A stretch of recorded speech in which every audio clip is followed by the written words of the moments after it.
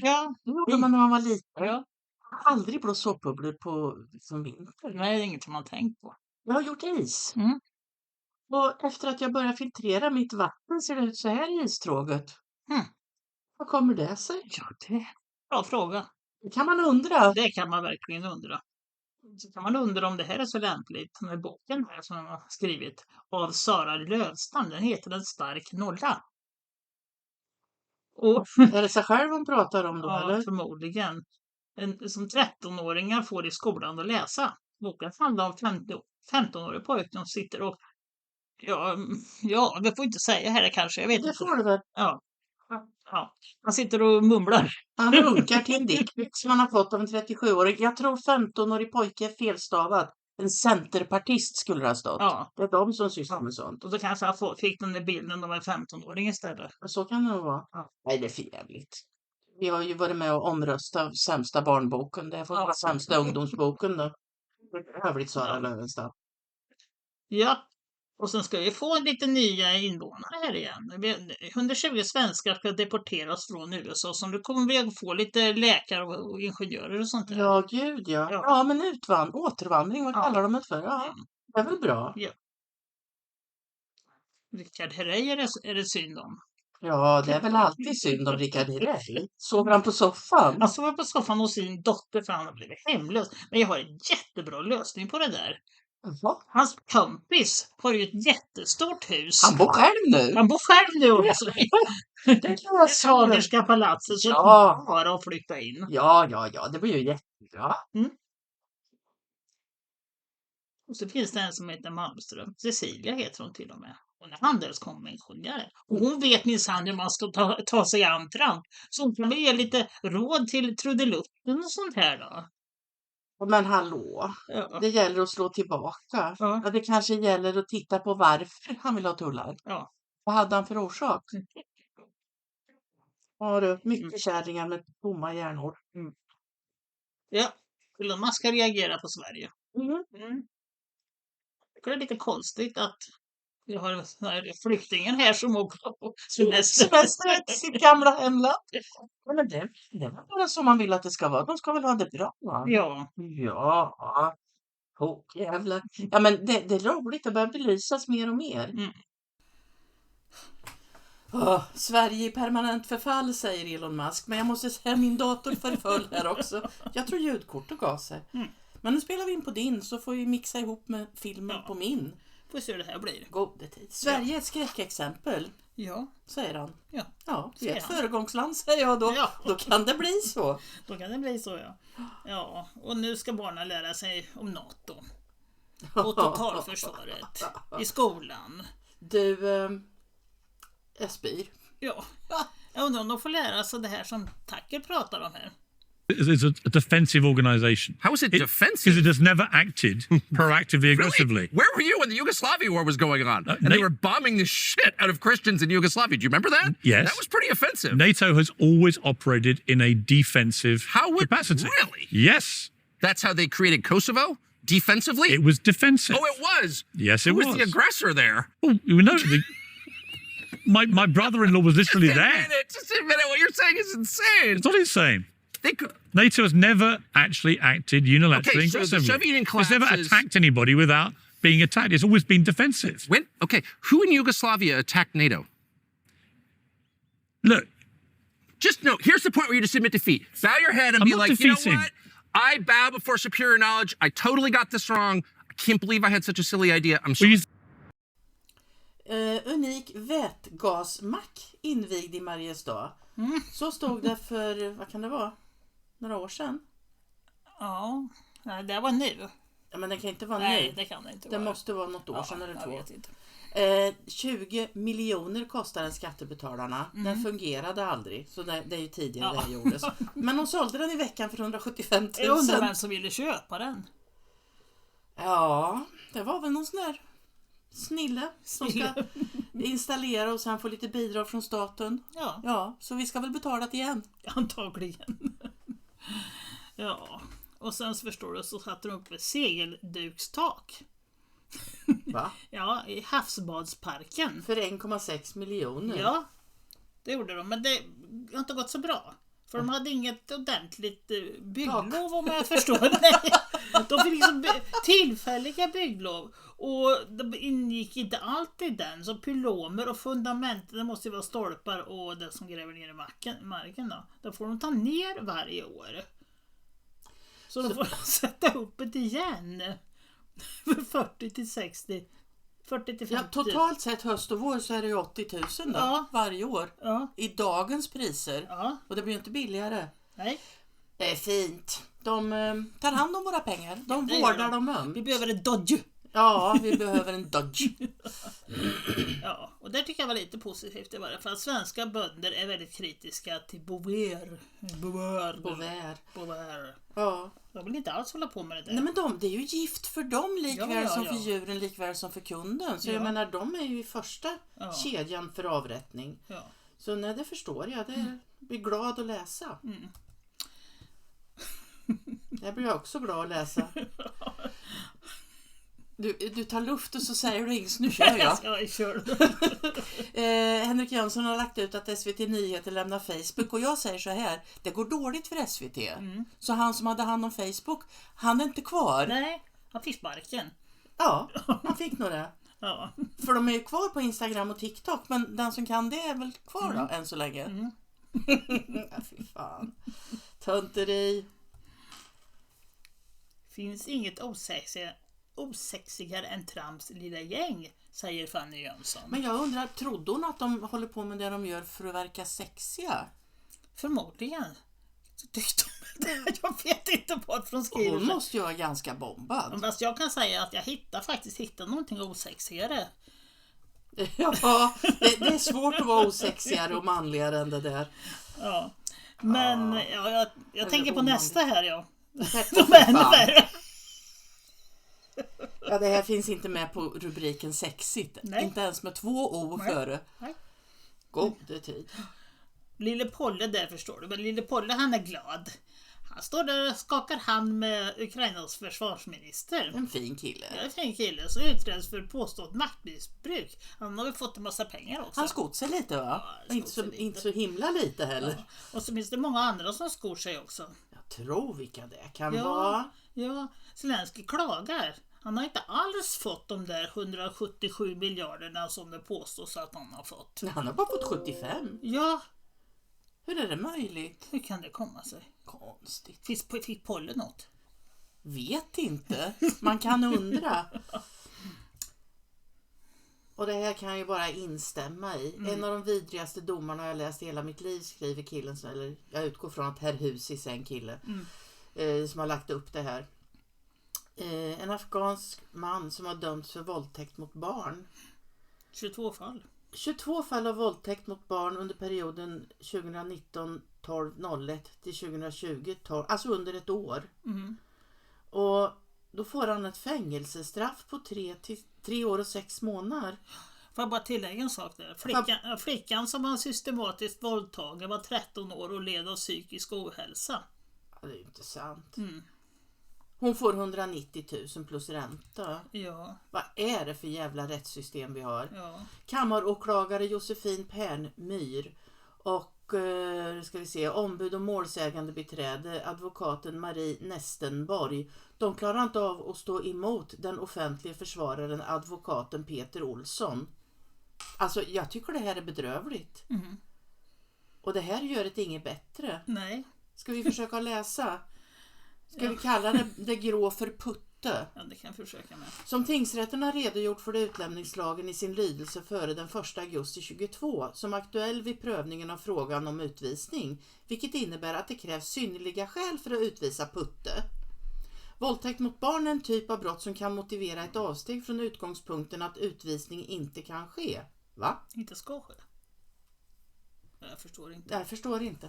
Omständigheterna i det enskilda fallet ska dock alltid beaktas. Förhållandet att Putte saknar familjeanknytning i Sverige och att han har en relation med en kvinna i Afghanistan talar för utvisning. Ja. Mot det ska vägas att Putte under sina snart 10 år i Sverige haft sysselsättning i form av studier och arbete. Och den brottslighet som Putte nu döms för ligger också förhållandevis långt tillbaka i tiden. Och han har varken innan eller efter dömts för annan brottslighet. Har han gjort något annat då? Vet de det? Går rättsprocessen fort i sådana här fall? Ja, vidare så talar Putte bra svenska och förefaller inriktad på en framtid i Sverige. Jag tycker inte han ska framtid någonstans. Nej. Våldtar du barn, Ja. då ska du jävlar i mig bara ut. Ja. Och om det sen är åt helvete eller tillbaka till Afghanistan, det är detaljer. Men kvar här ska han inte vara. Vid en samlad bedömning anser inte heller hovrätten att det föreligger sådana synnerliga skäl som krävs för utvisning. Vad ska man göra då? Ska man försnilla Wallenbergs pengar? Ja, Blir man utvisad då? det tror jag nog. Ja. Ja, jag tycker det här är hemskt. Det här är hemskt. Det kan man lugnt säga. Hur fick dessa män som hatar kvinnor makten? Det kan man ju nästan säga att det stämmer bra in på föregående. Fast han siktar väl Anders Lindberg som vanligt då på Trump. Ja. Ja. Jag kan ju säga att jag tror ju faktiskt att det här brottet hade skett i USA och Trump hade fått bestämma, så tror jag han hade fått ett betydligt hårdare straff. Ja, han har ju inte gulliduttats med 3,5 år och så ut efter halva tiden. Nej. Det tror jag inte. Nej. Nej. Ja du, det är inte lätt. They focus on aid. They focus on thinking like it's humanitarian work. But aid is not actually in the name of USAID. USAID stands for the United States Agency for International Development, not aid. It's not a charity. And international development is simply capacity building. It is local and regional capacity building done across the whole world, i.e. internationally. The primal id in USAID, international development, is about capacity building of assets that can be used by either the Pentagon, the State Department, or the CIA for their own activities. So if you're the Secretary of State and you were asked by the National Security Council or the President to do something in a different country, overthrow their government, stop the passage of a bill in a foreign country's legislature, how would you do that? And the first thing that I said is you would look at the assets that already exist in the country. Do we need new assets in addition to the ones that we currently have, or are the existing assets, can they achieve this simply by giving them enough money, giving them enough resources, giving them enough training, giving them enough support? One of the main ways that capacity building would be financed would be through USAID. USAID would say that it's doing something, funding a hospital system, funding universities, funding civil society organizations, funding media institutions, funding independent media in the region. Sorry, it's something in my eye. Independent media in the region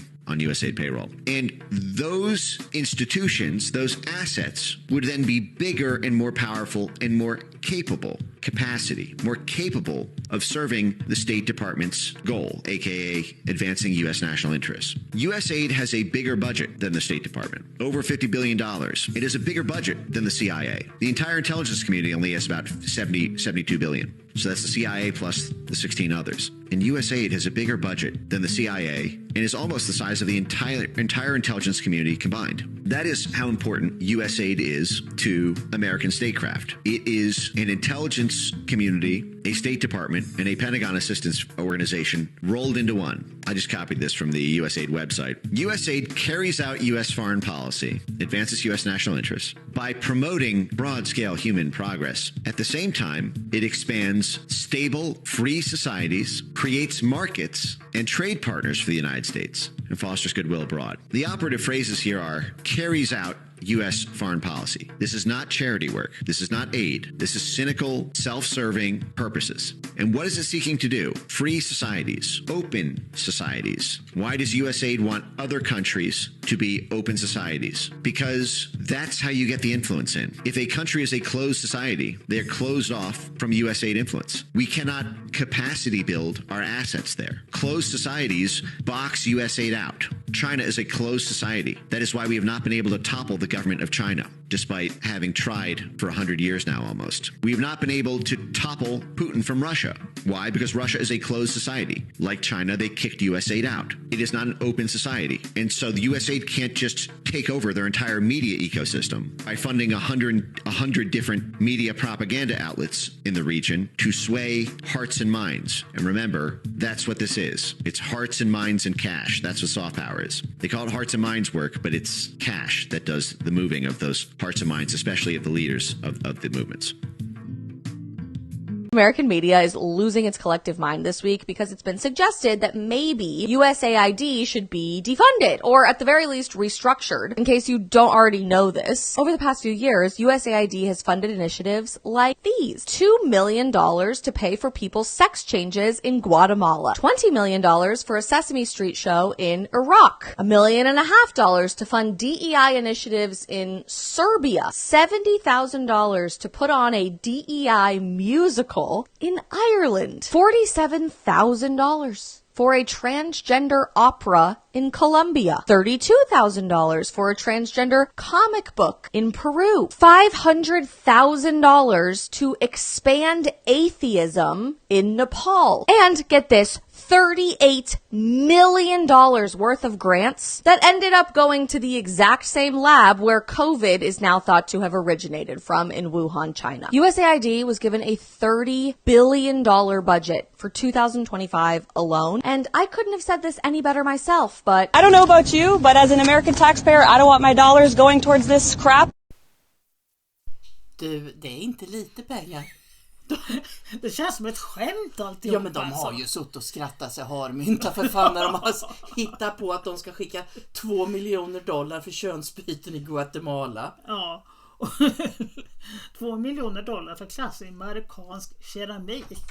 Ja, men det är väl strålande. Ja, främja turism i Libanon och jag vet inte vad. Och $15 miljoner för preventivmedel och kodisar i talibankontrollerade Afghanistan. Ja, 1 miljon för att hjälpa funktionshindrade i Tadjikistan att bli klimatledare.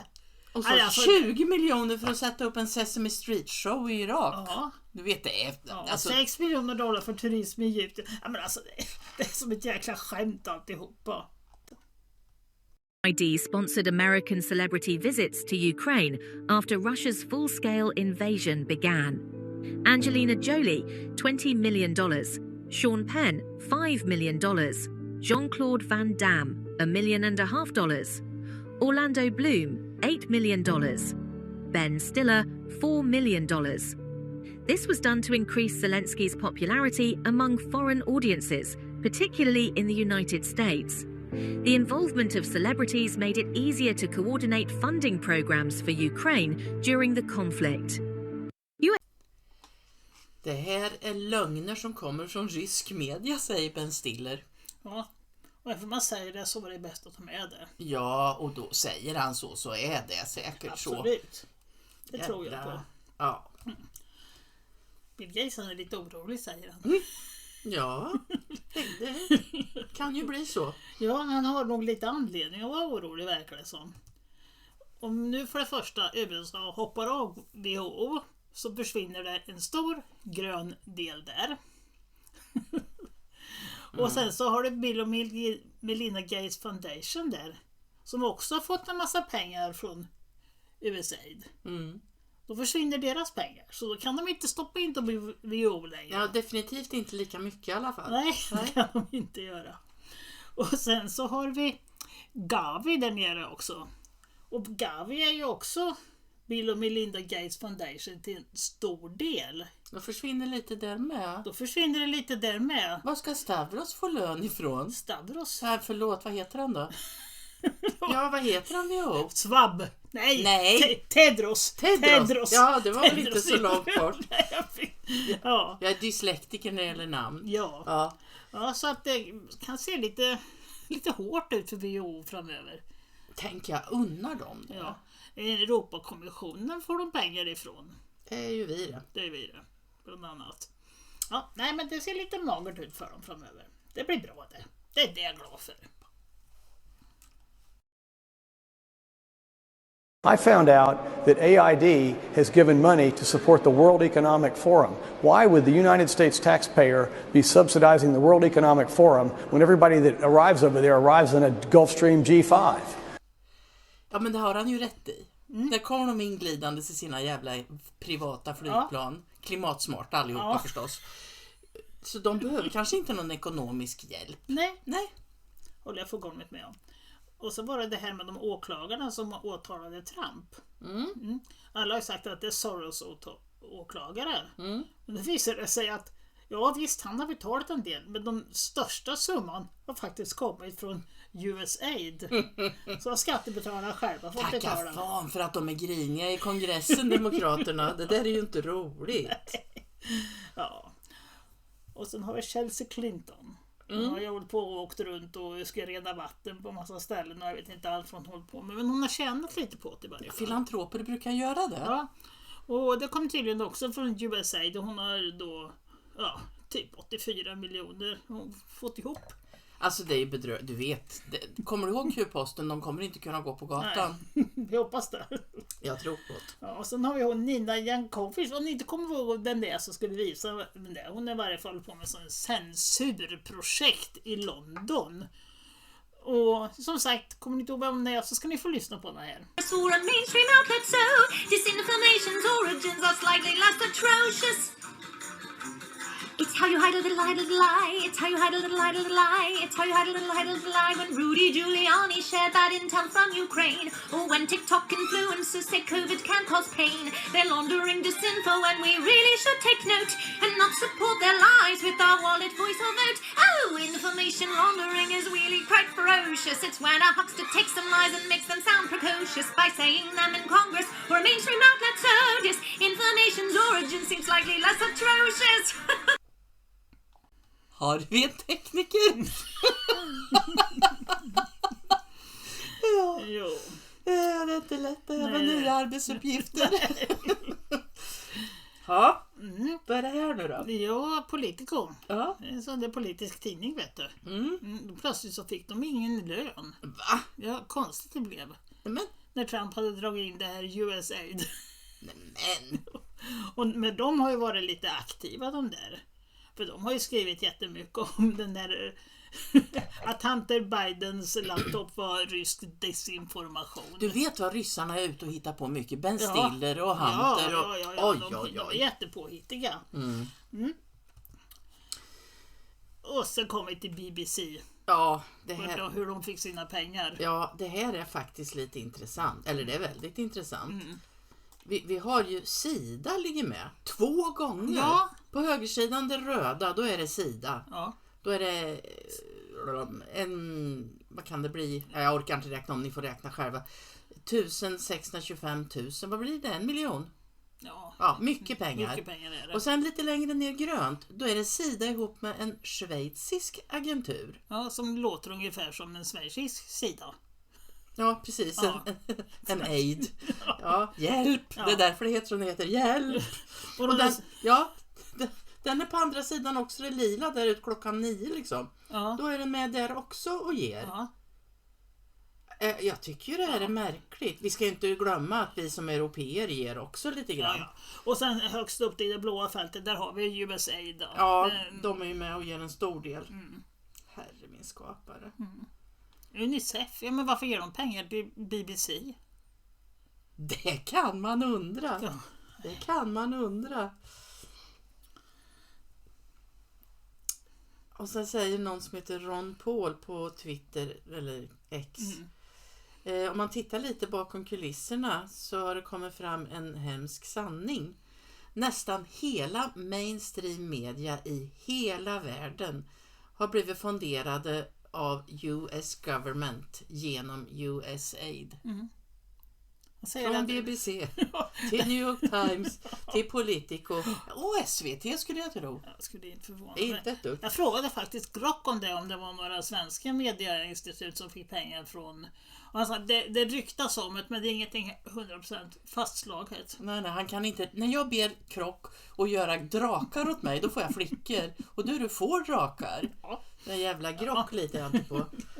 Ja, han säger i varje fall att det är lättare att se vilka som inte får pengar därifrån än vilka som får det. Och 9 av 10 sådana medieinstitut eller man kallar i Ukraina fick pengar från USAID. Fint. Så fick talibanerna tält. Ja, men det var väl tro om det där tältet är billigare än de där solskyddarna som de får plocka upp och ner. Nej, det här är så bedrövligt. Och i Ukraina så hade de fullständig kontroll på alla regionala förvaltningar och övervaka alla tjänstemäns administrativa verksamheter. fullständigt beroende av USAID i Ukraina alltså. Så även om de inte drar in stöd till Ukraina så kommer det bli automatiskt. Ja, det är så äckligt, men det är så skönt att det kommer fram. Men om de verkligen vill spara pengar i USA, då ska de titta lite på kommande. Question for everyone that supports all the money that we have been giving to Israel over the decades. With the money that we, the taxpayers, have given Israel over the last 75 years, they are now able to give families a monthly child allowance for each child they have, income support, unemployment benefits, housing assistance, free healthcare, and free education through university. So I ask again, why are we okay making it possible for Israelis to do that? But in our country, a whole group of people are totally against the idea of universal healthcare and free education. I need someone to explain to me why it's okay to fund their abilities to do that. But when it comes to our own country, our own people, we are totally against it. It doesn't make any sense to me. And none of what I'm saying is even delving into the fact that what the Israeli government is doing with all the military assistance that we've given them. No ally of the United States should be allowed to do or say whatever they want without any consequences from us. Not when we give them billions of dollars every single year. Röd slips. Ja, det har han. Netanyahu. Netanyahu. Jag tänkte tvärsom. Det matchar kepsen tänkte jag säga. Men det är Netanyahu som får sätta på sig mössar. Ja, och Trump har blå slips. Ja. Det där har de diskuterat. Vad kan det bero på? En röd slips trumfar en blå slips.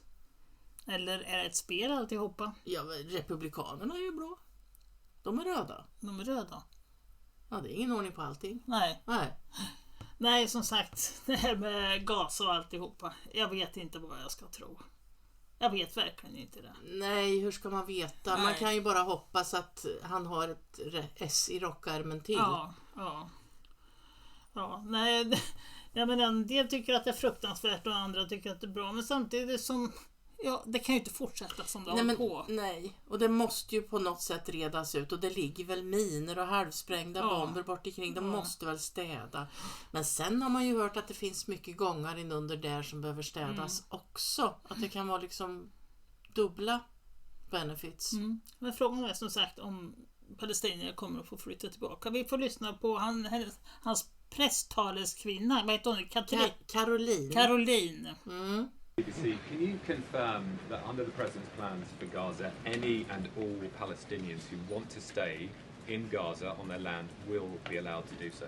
I can confirm that the president is committed to rebuilding Gaza and to temporarily relocating those who are there because, as I've showed you repeatedly, it is a demolition site. There is no running water. There is no electricity. The president wants these individuals to live in peace. He is committed to doing that with this very bold new plan, and we will continue to keep you apprised of updates as we receive them. Hon är rätt klar den där bruttan. Ja, frågan är, som Netanyahu på den här bilden, alltså, han såg ju inte så nöjd ut. Han halkade till lite i minspelet. Ja, det gjorde han. Han såg absolut inte nöjd ut när Trump pratade om det här. Han såg lite överrumplad ut. Ja. Och ja, här är det någon som har skrivit en lista på 10 skäl till varför inte Netanyahu är speciellt nöjd. Och jag kan ju tänka så här, hon säger ju att han vill bereda ordning och reda där och sen får de temporärt vara därifrån. Och det är väl så de har gjort i Los Angeles. De har eldat upp allting och så har de röjt lite grann och sen får folk komma tillbaka. Förhoppningsvis, ja. Förhoppningsvis, absolut. Men jag väljer att tro att det är så det ska bli. Vi väljer att tro på de goda. Ja. Men som sagt, han är inte nöjd. Han förlorar ju, om det nu är så förlorar ju Netanyahu tillgången till de här gasfälten utanför Gaza. Finns det gas i Gaza? Ja, det var väldigt svårt att säga det där. Men... Ja, men det är ju mycket resurser där nere. Det är klart att det spelar väl roll för allihopa. Och sen så går det åt skogen med hans planer på Stor-Israel. Om det är så också att Trump lägger beslag på, eller att USA lägger beslag på det här. Men samtidigt är det de här uppbyggnaden, men det kommer ju ta tid. Eller också gör det inte det. Det kanske inte tar så lång tid. Jag menar, vi såg ju sett i Ryssland. Ja, ryssen är effektiv. Den är kanske effektiv amerikaner också kan ja, vara. den kan också kanske vara effektiv. Och men Netanyahu har ju uttalat sig hur mycket som helst om att han kan göra precis vad han vill med USA. Att han bestämmer att de gör precis som han säger. Och jag känner liksom, Trump, han måste ju vara medveten om det här. Ja, alltså. De har ju för fan kartlagt hela världen. Skulle man missa det här? Nej, knappast. Nej. Men han var inte så nöjd. Nej, han var inte så nöjd. Mohammed Abbas, Palestinas president, han tyckte inte alls att det här var trevligt. Tyckte han inte. Men Trump har sagt att han tycker att Abbas är jättetrevlig. Så jag vet inte vad jag ska tro. Men det kanske var innan de hade diskuterat det här. Om de ens har gjort det. Ja. Nej, jag vet inte. Nej, inte jag heller. Men som sagt, nu ska det flyttas folk, säger de i Israel i varje fall. Ja, Israel har lite idéer att Irland ska ta in 10 000 flyktingar. Spanien och Irland och Norge och andra länder ska ta in en massa palestinier, säger de från Israels del. Ja, legally obligated. Det är alltså... Vi är tvungna. Ja.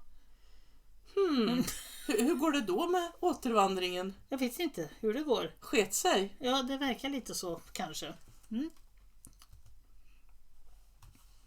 Ja, sen hade vi en israelisk spion som hade lite åsikter om Trump här också. Han litar inte på längre än han kan kasta. Nej. Donald J. Trump is not Moshiach. Let that sink in.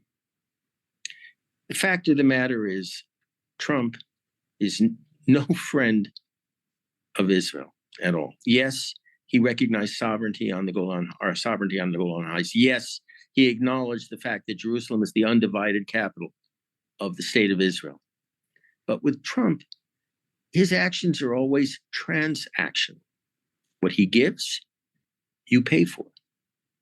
And what we were expected to pay for was a Palestinian state.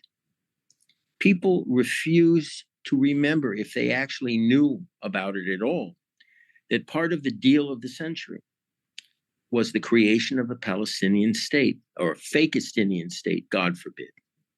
Chas v'shalom. You're referring to the announcement made at that time by Trump nearly 5 years ago. Present. Jag eller 2 till och med. Trump. En gyllene personsökare och sen fick han en vanlig också. Ja, här kan man faktiskt undra. Gåvan kommer bara månader efter att tusentals personsökare över hela Libanon exploderade i september. Vilket resulterade i över 30 dödsfall och 3400 skador. Är det ett dödshot? Ja, eller så är det kanske ett budskap att nu har vi tagit dem. Vem vet? Nej, vem vet? Ingen vet. Men om vi trodde att vi var förskonade från det här med israelisk lobbyverksamhet i Europa, att det bara finns AIPAC, så har vi ganska fel. För det finns något som heter Elnet.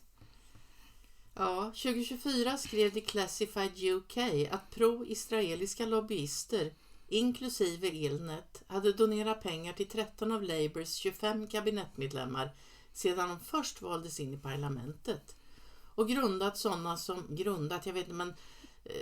curlat sådana som premiärminister Keir Starmer, utrikesminister David Lammy och Jonathan Reynolds. Den senare är den som övervakar vapenexporten till Israel som Storbritanniens handelsminister. Elnet hade organiserat ett besök i Israel för parlamentledamöter från Labour Friends of Israel, däribland en medlem av Starmers kabinett och så hälsominister Wes Streeting. Det besök som Elnet organiserade för Labour-medarbetare hade en tydlig agenda för att forma nästa regeringspolitik. Och det var Wikipedia, va? Faktiskt. We've all heard about the American Israel Public Affairs Committee, or AIPAC, the powerful pro-Israel lobby group shaping US politics. But little is known about its main counterparts operating across the Atlantic in Europe and England, that's quietly pulling strings in both the EU and British parliaments. So, who's behind the group, what do they want, and why are they operating under the radar? Meet Elnet, Europe's most influential Israel lobby group. Elnet, which stands for European Leadership Network, presents itself as an NGO promoting shared democratic values between Europe and Israel. But a closer look reveals an entirely different agenda. Founded in 2007 with offices across Europe and England, Elnet's purpose is to align European MPs with pro-Israel narratives and to ensure that Tel Aviv's interests get a direct line into European decision-making. The man behind it? Ra'anan Eliaz, who first dealt with European affairs at AIPAC and later at the Israeli National Security Council. His words in 2008 were clear. If groups like ours had even 10% of the budget of US pro-Israel lobbies, we could change European policies. And that's exactly what Elnet has been trying to do. Det kom från en liten kortfilm som ligger på YouTube. Så ni får väl en länk om ni inte har lust att leta reda på den själva, så finns det en länk i våran YouTube-kanal. Nej, på Telegram. Ja, Telegram. Ja, på våran Telegram. Vi tar om. Nej, vi tar inte om. Ni får leta på Telegram. Eller så får ni slå in TRT World och leta på den här. Vi har fler filmer. Den här är ju lite intressant för den handlar ju lite om svensk politik. Ja, hon, vad jag förstår är hon SD-politiker som får lite instruktioner. Ja, det kan behövas. Very simple, briefly, 7-point program where it's an action program where we firmly believe in this is the most optimal way for you as a Swedish National Christian Party to stand side by side with the only democracy in the Middle East, which is Israel, the state of Israel, with its thriving democracy, with its thriving diversity most of all. So just to summarize up, I would first of all start to analyze and investigate in the corruption affairs of the Swedish Humanitarian Aid Authority, SIDA. This is the biggest corruption, you will find the biggest corruption scandals in this agency. Second one, the Swedish Humanitarian Aid, according to the previous former development minister, Gunilla Carlsson, she said, she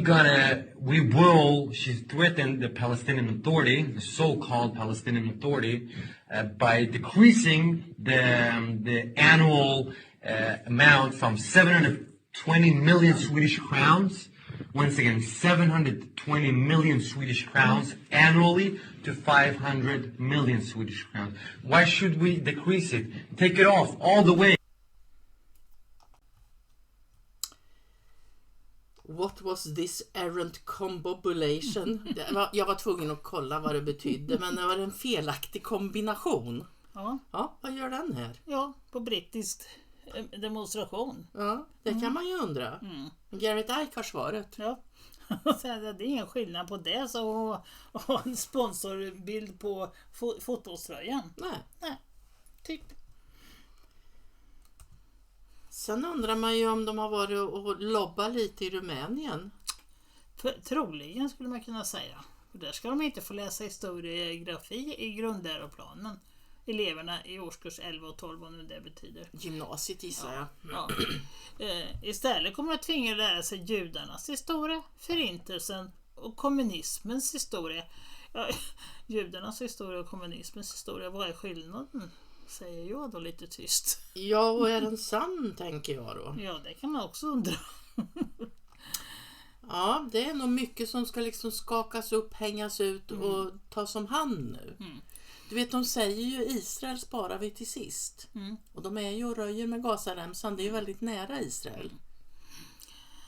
Och sen heter jag Alice Teodorescu-Måwe. Hon är ju väldigt pro-Israel. Israel, det är det vi ska ta hand om i första hand. Det absolut viktigaste. Och hon säger att det handlar om Israels försvarskrig. Vi kan väl lyssna på en äkta jude vad han har att säga.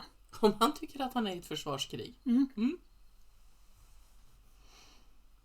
Everyone knows that what happened on October 7th was an Israeli setup. Everyone knows it. What? Look at him smile! It was an Israeli setup. Argentina drar sig ur Världshälsoorganisationen efter USAs exempel. Nej, det var nästa land. Hur många vi har haft ett gäng här som har dragit sig ur. Jag hoppas att vi drar oss ur också, annars blir det stånas med räkningen. Australien, där finns det de som vill dra sig ur. Ja. Och jag kan ju säga att jag tycker ni kan skynda er på lite grann. För ni ligger lite illa till. För nu har Bill Gates fått licens att släppa ut såna här myggor. Vad fan? GMO-modifierade moskiter har haft en licens om att släppa ut i Australien. Så nu är ju skynda er på. Nu är ju jag av åsikten att Bill Gates är oskadliggjord. Han är en dubblett eller CGI eller vad fan det nu är för någonting. Men det är ju det här som var planen. Så ja, ur. Ja, du ligger lite illa till. Du ska åka till Kanada. Ja. Då får du inte dricka någon USA-sprit. Jag dricker inte sprit hemma, så varför skulle jag göra det i Kanada? Då får du göra det där. Det är mycket annat du inte får äta där också. Är det? What the hell are you doing? What? That's Heinz ketchup. So? It's American. Buy French's. It's Canadian. We're in a trade war, you traitor. I'm sorry, I didn't know. Mrs. Butterworth? You were going to buy American maple syrup? Oh. Okay, that costs way more. So does freedom. What the hell is that? My Timmy's. What? Timmy's is Canadian. Not anymore. It's Brazilian now. Buy second cup. Oof. Maybe we just don't buy coffee for a while. That's fair. What restaurant chains are safe? Boston Pizza, New York Fries. Basically, if there's an American city in the name, it's probably Canadian. Cheetos? No. Hawkins. I like my cheesies soft. War is no time for soft cheesies. Not my Charmin. Look, I need that. I'm sensitive. This is like wiping your arse with the Charter of Rights. Try Royale. If it sounds English or French, it's probably Canadian. What else is on your list? Chips? Hickory sticks. Orange juice. Clamato juice. Old El Paso taco kit. Kraft dinner. Frosted flakes. Kraft dinner. And Kraft dinner. 2 boxes of Kraft dinner. Ja, jag får ge fan i vilken sirap jag äter och de där, jag tyckte det var grejer som jag inte vill ha något av. Så jag kommer nog klara mig bra. Det gör du säkert. Jag tror det. Elon Musk ska börja göra vattenmotorer nu. Ja. Jag såg en liten YouTube-film från Afrika. Eller om det var Kenya. Jag är inte riktigt säker. Där de har skapat motorer som går på luft. Eller etern, eller vad man nu ska kalla det. Jag lägger inte det. Jätteintressant. Du vet, det kommer mycket nu. Ja, det roliga är att de verkar få leva, de som har idéerna. Ja, men det var ju sagt att i år skulle det komma mycket uppfinningar. Så att, det skulle ju hända massor. Ja, El Salvador, så det lönar sig om stoppa in bovarna i fängelserna. Jag har sett filmer att de får jobba som fan. De sitter och sliter som bara den. Så nu kan regeringen i El Salvador efterskänka elektricitet och vattenräkningarna för hela januari. Ja, det kan de nog behöva. Och så spyr jag lite. Både den där människan och mjölmask på samma bild. Ser du skillnad? Jag har talang så jag kunde göra det. Hon har varför skrivit på att man ska få ha 4 gram mjölmask per 100 gram bröd. Det är alltså 4%. I frallor, pastaprodukter, bearbetade potatisprodukter, ost, mejeriprodukter, frukt och grönsakskompotter. Mitt råd är läs på innehållsförteckningen. För de är tvungna att ange att det är insekter. Och det finns lite olika ord de kommer att använda. Men läs på innehållsförteckningen, för det här är ju så vidrigt så det finns inte. Ja, de kan väl inte stoppa in det i en vanlig potatis än så länge i varje fall. Nej, jag tycker ju inte det. Jag tycker faktiskt inte det. Till exempel så kan det stå torkade hussyrsor, det är godtagbart. Men Livsmedelsverket rekommenderar att det står Acheta domestica. Så läs på. För det är ingen fan som vet vad Acheta domestica är. Eller Tenebrio molitor. Och det är mjölmask. Sen är det faktiskt så att man kan vara korsallergisk. Personer med allergi mot skaldjur och dammkvalster kan få en allergisk reaktion av insekter. Men om man googlar i alla fall om det här med insekter. Vad har man mjölmask till? Det är utmärkta foderdjur för reptiler, fåglar och andra husdjur som behöver varierad kost. Jag känner mig som ett husdjur. Ja. Jag vet inte vems husdjur, men... Ja, du är inte mitt. rätt. Nej. Ja, det var en parentes. Ja. Det är bedrövligt. Ja. Det är mycket tjafs med val och sånt här i Europa i varje fall. Ja. Och de har skapat en ny instans där på EU som heter EDS, eller European Democracy Shield. Övernationellt organ som kommer att tillåta EU att ställa in val i sina medlemsländer om de ogillar resultatet. Ja, allt för demokratins skull! Det är ju jättefint tänkt. Ja, Rumänien var gram zero. Sen kommer det till ditt land också. Fast här spelar det ingen roll. Nej. Det är samma det är lika illa alltihopa. Men det är för jävligt hur de har tänkt sig det hela. Under förevändning att interference från Ryssland och Musk. Det är för vårt eget bästa. Men gud vad bra att de tar hand om oss. Ja, och ifall ni undrar om det här inte är sant, så jo, det är sant. Det finns en hemsida om det också. Det fanns inte så mycket skrivet på hemsidan. Eftersom de är ju väldigt nya. Men ja. Så Tyskland ligger väl lite risigt till. Om AFD vinner där. Herre min skapare. Ja, du. Ja, det här är hemsidan. Ja. Och Polen,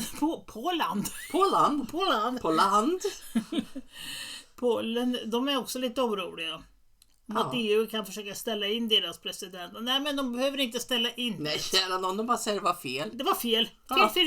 Fel. Vi gör allt för demokrati. Ursula ger den en mask och så vänder hon dig i ryggen. Ja, ungefär. Alltså, det är helt jäkla bedrövligt. Ja. Och sen hamnar vi i Finland helt plötsligt. I Sverige är fred det fulaste ordet som finns. Åtminstone när det gäller kriget i Ukraina. Och den som nämner det förbjudna ordet fred är en extremist. I Finland inser makthavarna att kriget är förlorat. Och nu talar Alexander Stubb ständigt om fredsförhandlingar. Kan det bero på att han bor nära? Ja, han säger det. Stubb, han hoppas att Trump kan tvinga Putin till fred. Det kanske är så att man ska tvinga Zelensky till fred. Men ja, det är bara min lilla tillägg. What have I told you that a vaccine was secretly laced with a hormone to cause infertility was given to hundreds of thousands of women and girls without their knowledge? What have I told you that a vaccine that was banned in the West for killing girls was pushed on African girls, making them 10 times more likely to die? And what have I told you that the man behind all of this, funding it, promoting it, has just had his legal immunity stripped in Kenya? This isn't a conspiracy theory. This did happen and the evidence is undeniable. Bill Gates, through the WHO, has funded programs that have been exposed as dangerous, unethical and deadly. And it's time the world started asking some very serious questions. In 2013, the World Health Organization launched a neonatal tetanus campaign in Kenya, claiming to protect newborns from deadly infections. But doctors started noticing something very strange. Many women in this vaccination campaign could no longer carry a pregnancy to term. Suspicious, these doctors took these vials and took them for testing in independent labs. The vaccines contained HCG hormones, a hormone vital in pregnancy, chemically bonded to the tetanus vaccine. These vaccines weren't just about tetanus, so what were they for?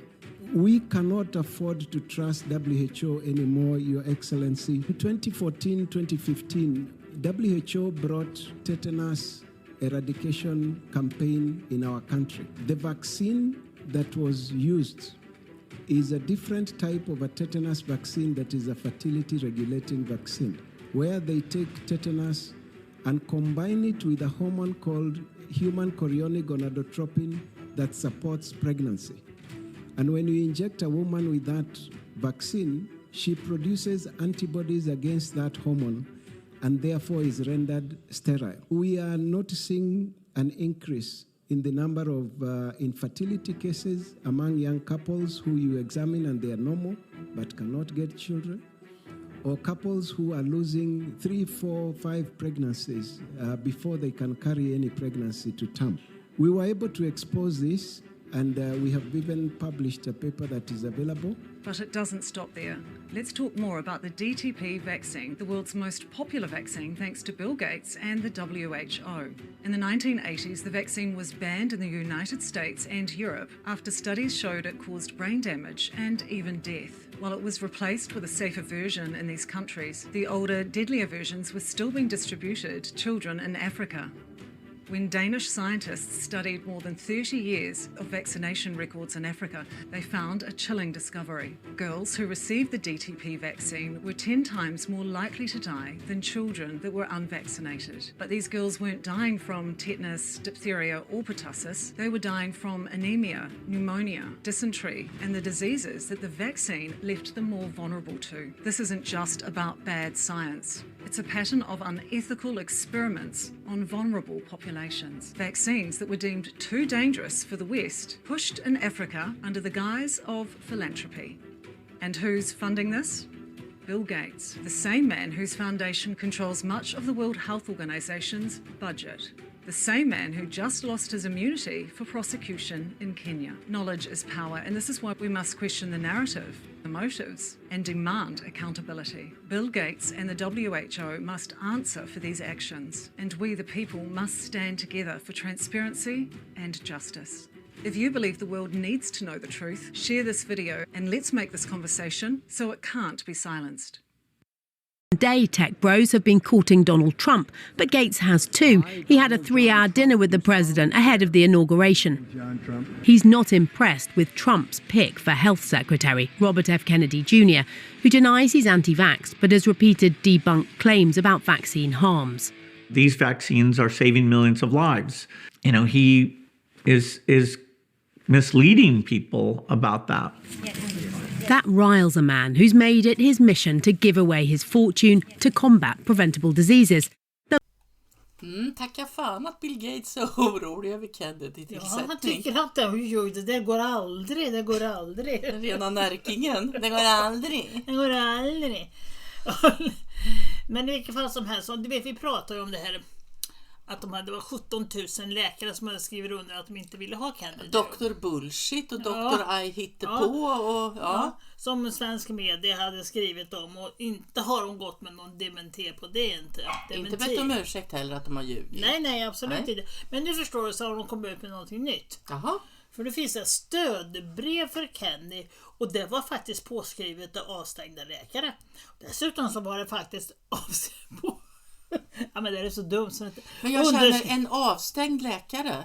Den är väl om någon trovärdig. Ja, det känns ju så i dagsläget. Ja. Det skulle jag vilja påstå. Ja. Och, det fanns ju andra som man skrev under också. Journalister och revisorer och hälsocoachar och 75 sjuksköterskor och läkarassistenter. Ja, det är inget att räkna med. Nej, men alltså, jag vet inte, finns det någonting som sa att de som skulle skriva under var läkare? Det här är ett stödbrev för Kennedy. Människor som vill ha in honom för att få ordning. Ja. Och sen står det här också att den som var ansvarig för det här var Del Bigtree. Som jobbade på Maha Action-gruppen. Vi får lyssna lite grann på en liten intervju som de har. Fauci made sure that none of those kids had guardians, which is illegal, and then he hid what he was doing from the boards. He took foster homes in 6 states and he turned them over to the pharmaceutical industry. He made sure that the people who were running those foster homes did not even have medical training. Most of them were immigrants who came from the Dominican Republic. They knew nothing about medicine or responsibilities, and they were sickened when they realized slowly what they were involved in doing to these children, that they were torturing these children. And you know, there's videos of these children, an old BBC documentary that will make you cry. I promise you cannot look at these without weeping. One of these kids, a 12-year-old who's trying to protect the 8-year-old, and he has a tube in his stomach.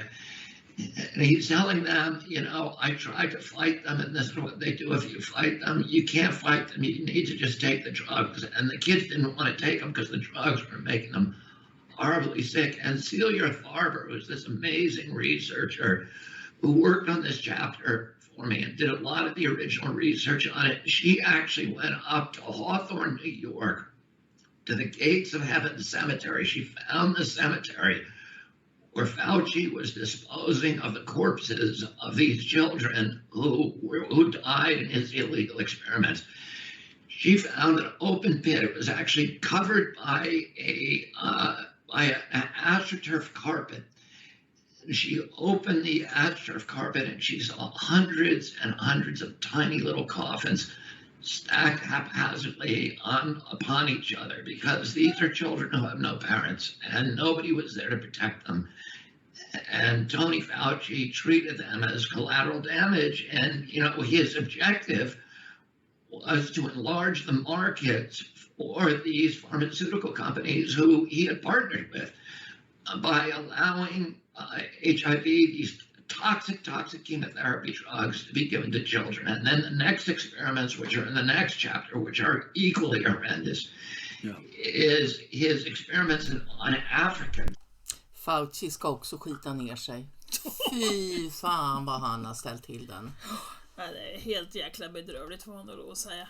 Men nu ska Trump sparka en massa tusentals ohälsoarbetare, som jag kallar det. Ja.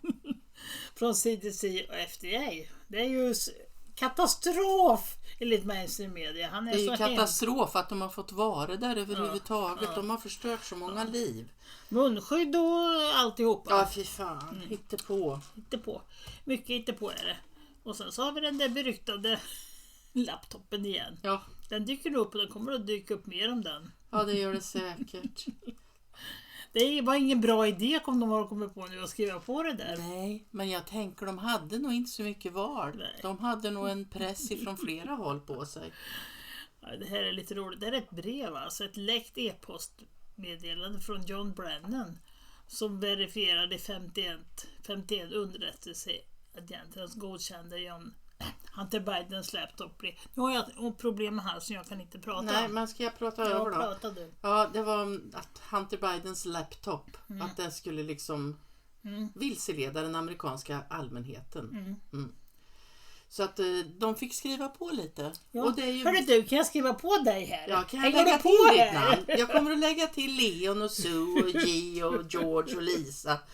Och jag jobbar lite på Dan och Mike och Tom och lots of other IC career people. Alltså det här är bedrövligt. Men det är jättebra.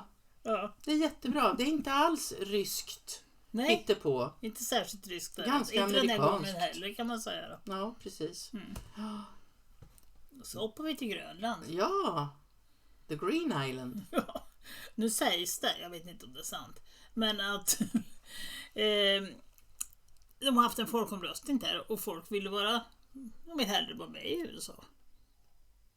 Jag vet inte vad som är sant eller inte sant, men det skulle inte förvåna mig heller. Nej, jag menar grönlänningar har ju blivit väldigt illa behandlade, tvångssteriliserade och allt vad det var liksom, så att de kanske känner att det får vara. Sämre kan det snart inte vara kanske. Nej, typ. Och sen har Conny Greve varit ute och skrivit: How about making Earth great again? But sure, you have to start somewhere. Jag klarar inte av att prata engelska med göteborgsk. Ja, han skriver det för att Elon Musk säger att de ska göra ett mega, alltså make Europe great again. Har Europe varit great ens då? Det har varit greatare. Ja. Mindre bad. Nej, men alltså det är bara att inse, hela våra liv har vi levt i ett krig. Hela våra liv har vi varit lurade. Så great vet i fan. Men vi kan göra ett great. Ja. Och då har vi där från mexikanska gränsen. Det här är inte någon form av specialstyrka utan en mexikansk drogkartell. Men alltså det är helt otroligt. Det var liksom en hel karavan med pansarfordon och folk med vapen. Hur mycket vapen där som helst, Jag menar, han har nog att göra till han som sagt. Det är klart som fan han vill stänga till gränsen. Och han vill ha hjälp av kanadiker och mexikaner att göra det. Det är inte alls långt bort. Hur? Det är värre än när ryssen på gränsen, tror jag. Ja, det tror faktiskt jag också. Det tror jag. I Norge så har de sänkt priset på elen. Så det är bra i och för sig, men jag tror inte att Norge är så jäkla bra. Det finns säkert annat där. Sen har vi Sydafrika. Trump ska ta sig an Sydafrika näst. Också. Han får nog fan jobba 7 dagar i veckan. Minst. Det är mer än vad våran polischef gör. Hon jobbar bara kontorstid. Så. Ja, du. Ja, nej, att det är så himla illa i Sydafrika och så här. Oj, men jag har sett mycket om att det är det. Att det är liksom, det är katastrof för vita befolkningen där. Men det finns tydligen lite delade meningar. Men det är klart det alltid finns delade meningar. Men alltså, jag har en människa som är väldigt nära mig. Som hans inställning till människor med svart hy. Och han är ingen elak kille. Han är en jättegullig kille. Men alltså han har ju en väldigt bestämd åsikt om hur de är. Så jag tror nog att det beror på var du är och vem du är. Men den här killen har ju faktiskt en annan inställning. It's a hot day in South Africa, and Donald Trump has just come on air to say that he has seen the terrible things going on in South Africa. I live here, and I haven't really seen the terrible things he speaks about. I'm continually amazed at the disinformation that this man sends. I'm amazed that anyone would believe him. We in South Africa are laughing. We honestly are. But what worries me most is that you Americans seem to believe him. Even statements about your own country, you believe that he's doing the best thing. I feel very sad for you and very down. I hope you can get this man out one way or the other.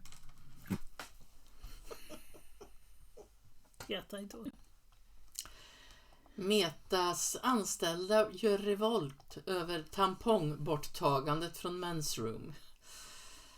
De har tagit med sig egna. Ja, men det är väl för fan bara att ta med egna. Var ska ni stoppa den tampongen, jag fattar undrar jag. Inte det. Jag har väl aldrig någonsin varit på något ställe där det har funnits fria tamponger. Aldrig. Och absolut inte herrarnas. Nej.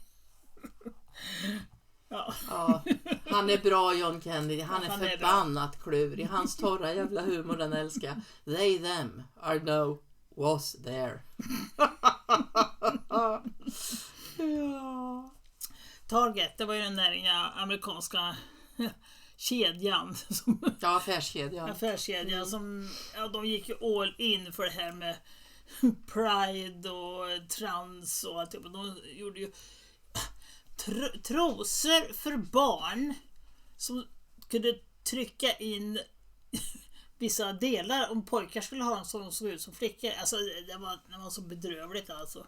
Så det gick ut för aktierna då? Ja, aktieägarna kräver svar. De tycker att det är för bedrövligt hur de blir så åt.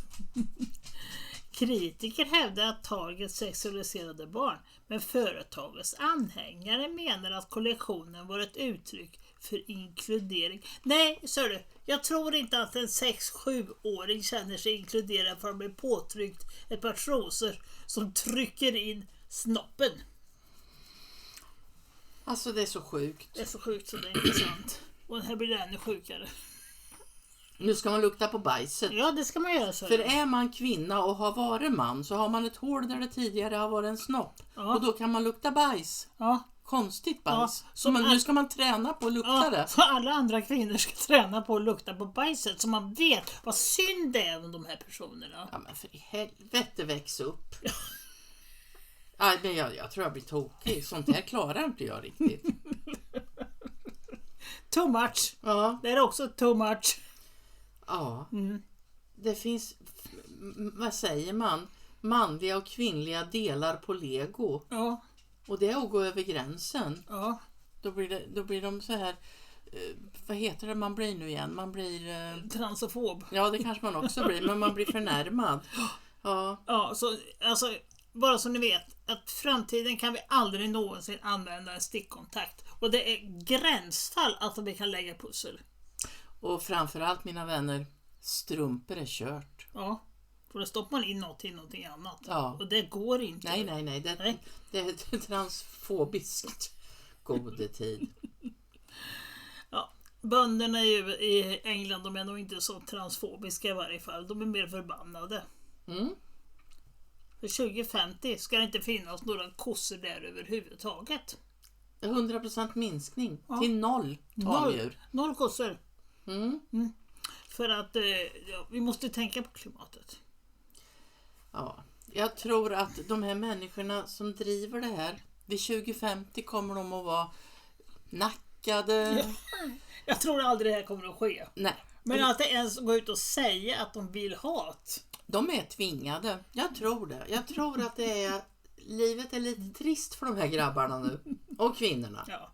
Keir Starmer och Bill Gates ville det varifrån. Jajamän. Ja. Det var deras önskan. Ja, så nu är frågan då. Kan England faktiskt bli kallare med global uppvärmning? Ja, vi får fråga Bill Gates. Ja, det är de tvistade i lärde kunde man ju svara då med en liten axelryckning. Men det är ju på allvar. Ja, men alltså de är inte kloka. Ja. England är på väg att stänga av World Economic Forums program. 15 minuters städer. De har nästan förstört alla kameror. Och 50 000 människor som har fått böter har vägrat betala dem. Och kamerorna kan inte skyddas om polisen vägrar vidta åtgärder. Och domstolarna är inte i stånd att döma så många människor.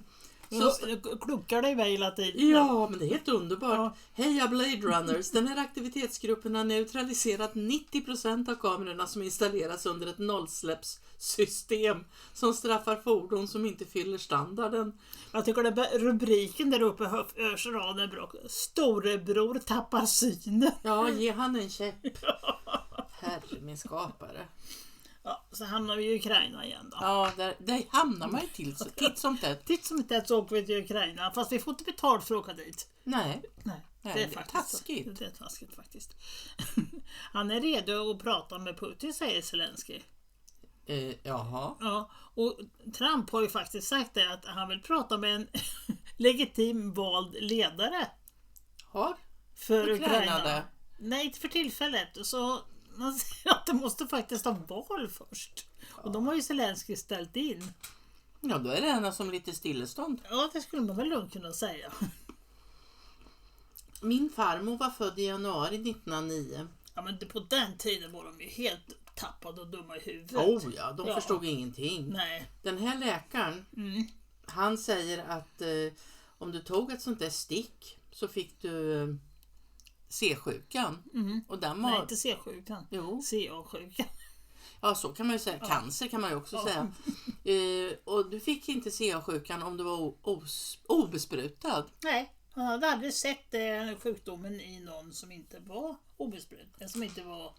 I de som var obesprutad. Nu snubblar jag på den. Ja, många bokstäver blir det. Ja, vi förstod och vi kan läsa innantill också. Nej, men det är rätt häftigt. Ja. Redan då.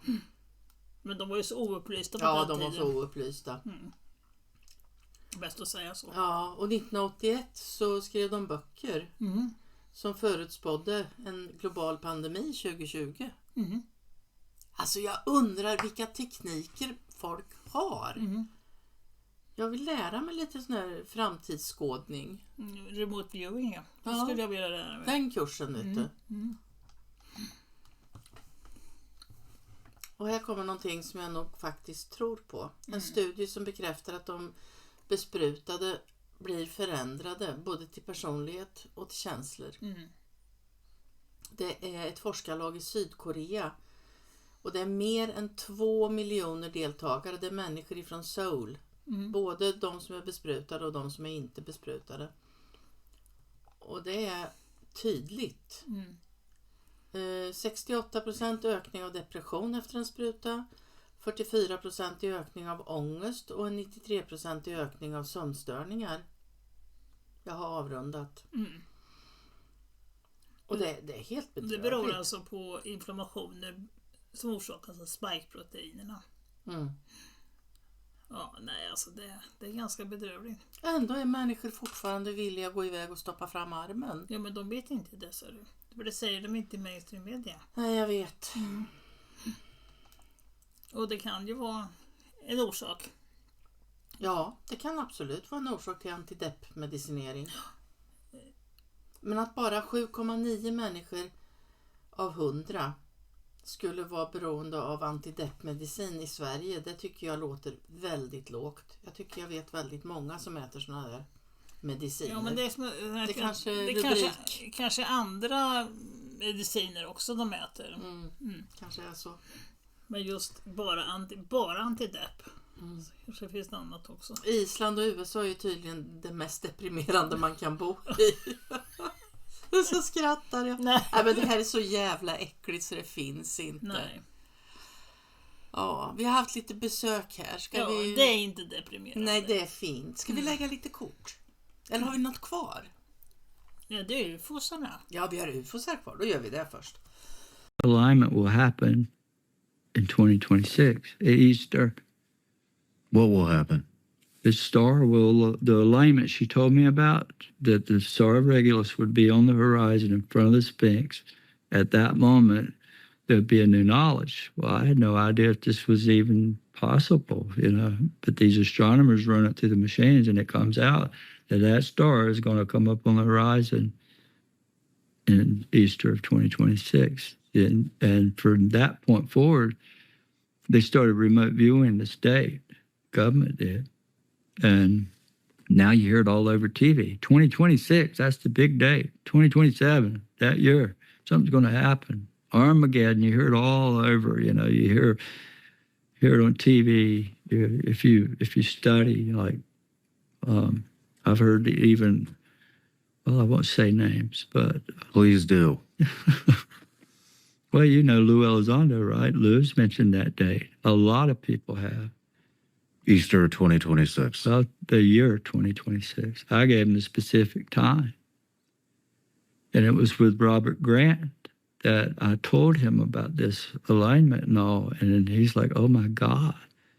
He's been looking for this ruby, this little ruby you have to find and place it between the paws of the Sphinx to make this event that he knows is going to happen in 2026. I said, Robert, it's not a ruby, it's the star of Regulus. He looks at it, he's like, oh my God, it's the King star. So what's going to happen, I don't know. But I think it's possible that's the return of Christ. Yeah. Or the lady and the whole heavenly host living with us, Jesus. That's the first time I've ever said that in my life publicly. You're the first. En intervju hos Sean Ryan som jag tyckte var väldigt intressant. En Chris jag kan inte uttala det. Bledsoe. Mycket kontakter med alien eller orber och alltihopa. Och han hade fått till sig att Regulus-stjärnan skulle hamna ovanför Sphinxen påsken 2026. Så nu ska vi till Egypten då? Ja, men det som är intressant är att det finns 2 stycken så här Space Intelligence Centers som har gjort om sina emblem, eller den ena Space Delta 18. De fanns inte förut, de är nya, men i deras emblem så är det Sphinxen och en stjärna ovanför. Och sen är det den andra där, Natural Airspace Intelligence Center. Det var också en Sphinx och en stjärna. Man kan liksom undra, vad vet de för någonting? Det är mycket man kan undra över när det gäller det här. Ja, verkligen. Men den här mannen i varje fall, han kan i princip prata med orber. När han säger att han vill träffa en orb så kommer den. Ja, det var väldigt intressant intervju. Jag kan inte dra det upp på 2 sekunder. Men hade du inte lagt den på våran telegram? Ja, jag har lagt den på våran telegram.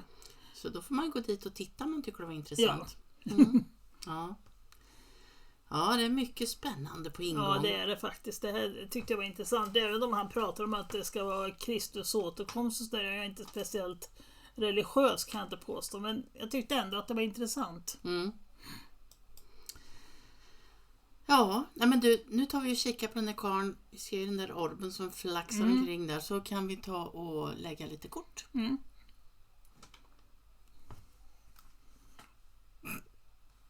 Are beings.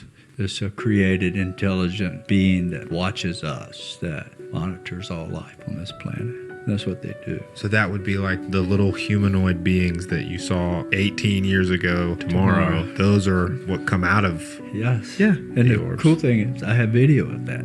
So nobody can tell me I'm not right about it. And everybody's wondering, how did you get into NASA? Why were you there? Why were you studying with them? What was their interest in me? Why did they need me? When I ask them, why do you need me? Why do you want me here? You've got rockets, you've got space shuttles, you've got satellites, you've got the space station, all the money and technology and telescopes in the world. And they're like, we know they like you and they communicate with you and they don't have nothing to do with us at all. And we'd like to know why, what it is they want, and why it is they're harassing their astronauts. Harassing them? Harassing them. So has any astronauts ever seen an orb?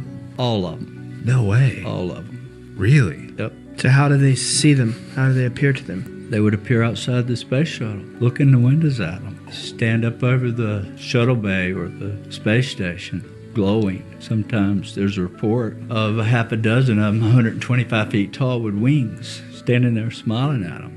Wow. So for 18 years, I never talked about this, and this is the first time publicly. So we're talking about things that come out of the orbs. Angels, angelic beings, created beings. They're made of energy, but in a ball of light. But out of that ball of light comes a glowing being. Sometimes they're 6-7 feet tall or taller. Or 125 feet tall. Yep. Nu spelar vi in. Så nu får du gå in och blanda i bild. Där. Minsann. Som har suttit där och blandat till döddagar. Ja, men så blir det ibland. Det blir bra också då. Oj! Den där skiter vi. Så stoppar vi in igen.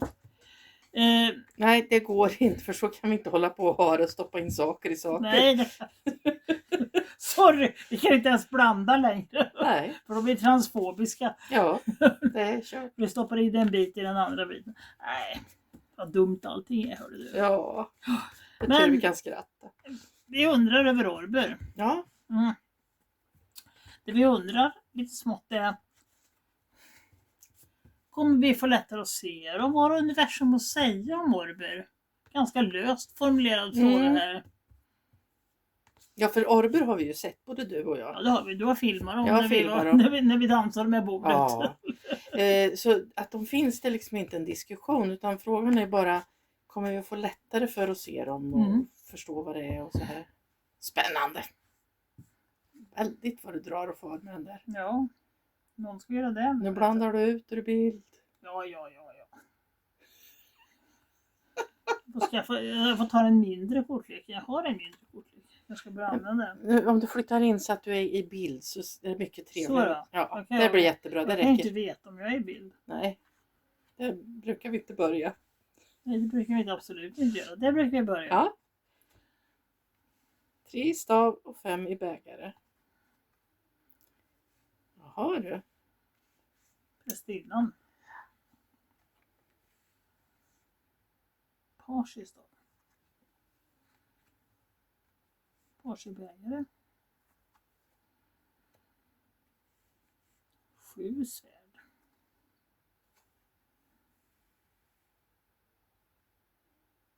Och 7 bägare.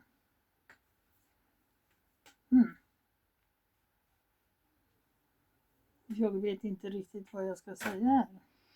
Nej, men jag känner som att vi har 2 stycken mjuka ja. Page är ju ett mjukt ja. Det som har varit är att det har varit mycket hemligheter. Ja. Det är mycket som är dolt, som vi inte förstår, som vi inte ser.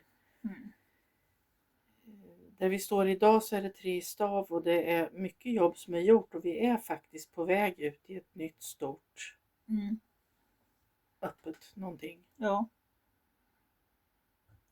Grunden lagd och vi är på väg ut. 5 bägare. Finns de som inte vill se.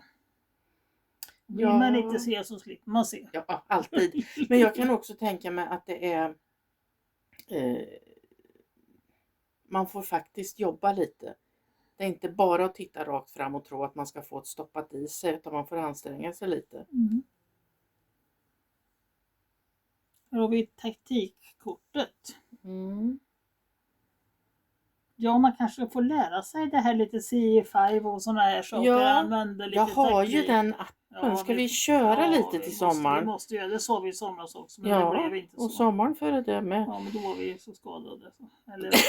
Vi är alltid... alltid skadade.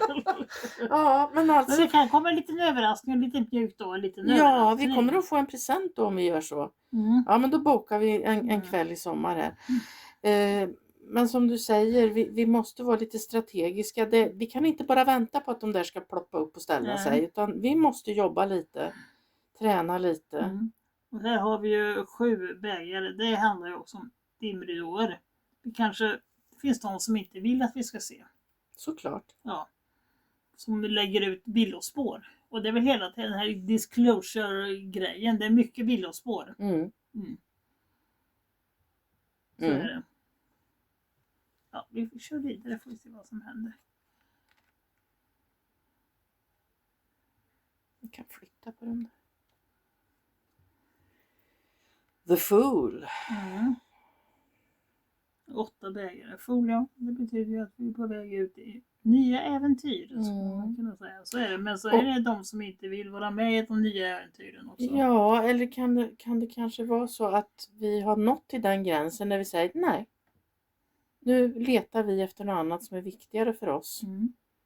Vi ställer inte upp på de här dumheterna längre. Vi tar voven och så tar vi knytet med oss och så går vi ut på nya äventyr. För det är... Så. Ja, du ser. I sinom tid. När allting är rätt. Lagom avvägning. Kanske inte kommer allt på en gång utan lite lagom sådär. Eller hur tänker du? Ja, när tiden är inne. När tiden är inne, ja.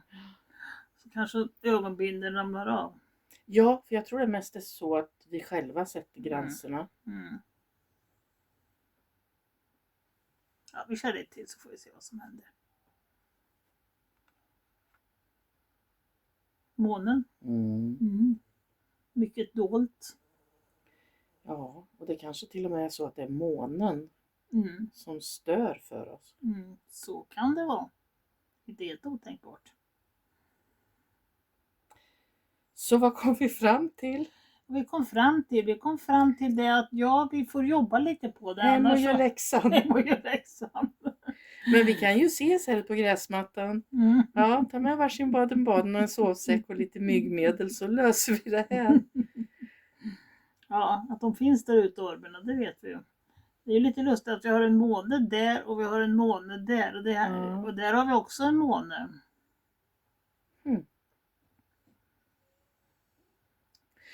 Och där har vi en sol. Ja, men det kan ju vara så att det faktiskt har lite grann med månen att göra. För den påverkar jättemycket. Ja, det är spännande tider. Ja, det är ju inga nedslående kort, verkligen inte. Nej, absolut inte. Så ja, vi får ge oss ut och söka lite. Eller om vi ska ge oss inåt och söka lite. Kanske lite både och. Ja, tusen tack för ni som orkar att titta ända hit.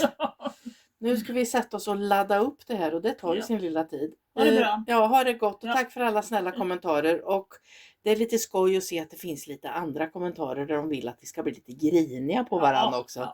Det är nya tider, vänner. Kram, kram. Hej, hej.